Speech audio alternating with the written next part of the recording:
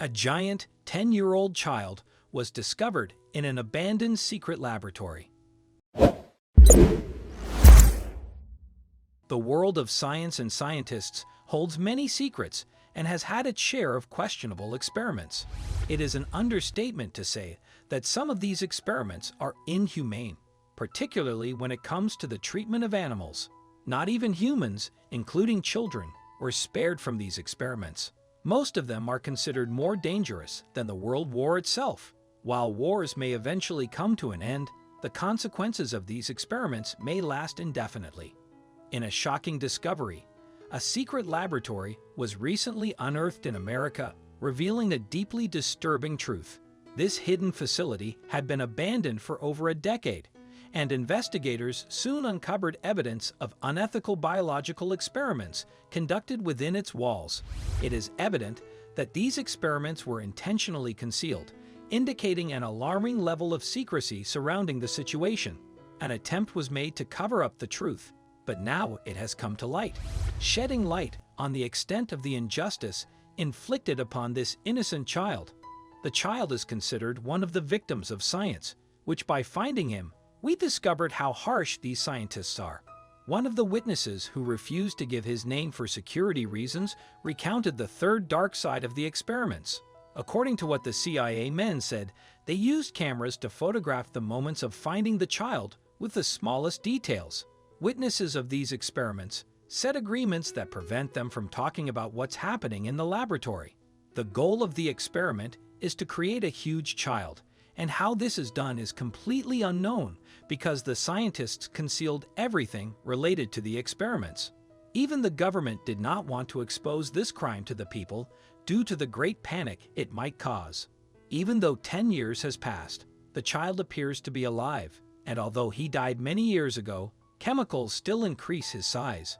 A secret team worked to investigate this crime. Who knows how many children can be the victims of such experiments?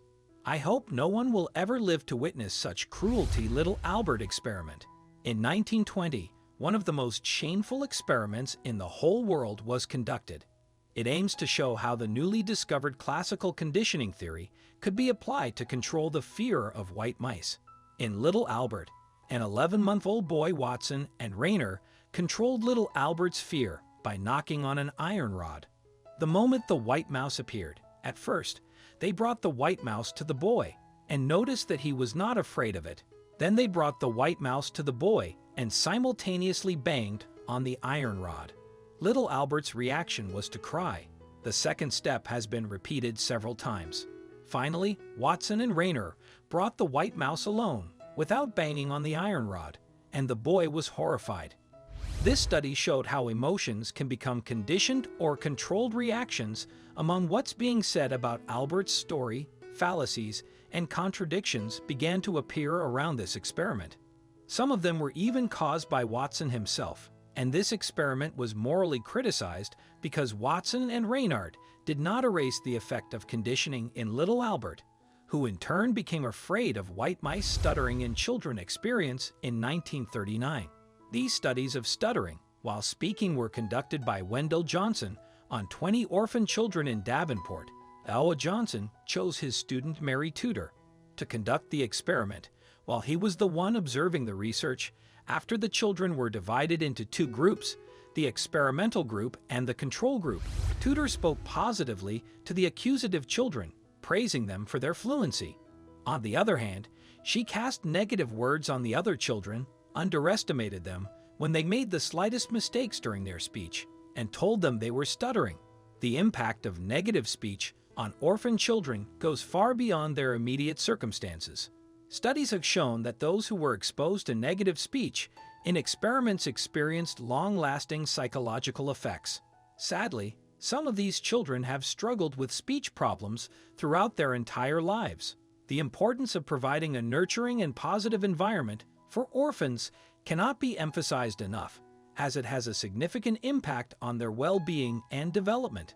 This study is referred to as the monster study by some of Johnson's peers, who were terrified that he had conducted tests on orphan children to prove his theory.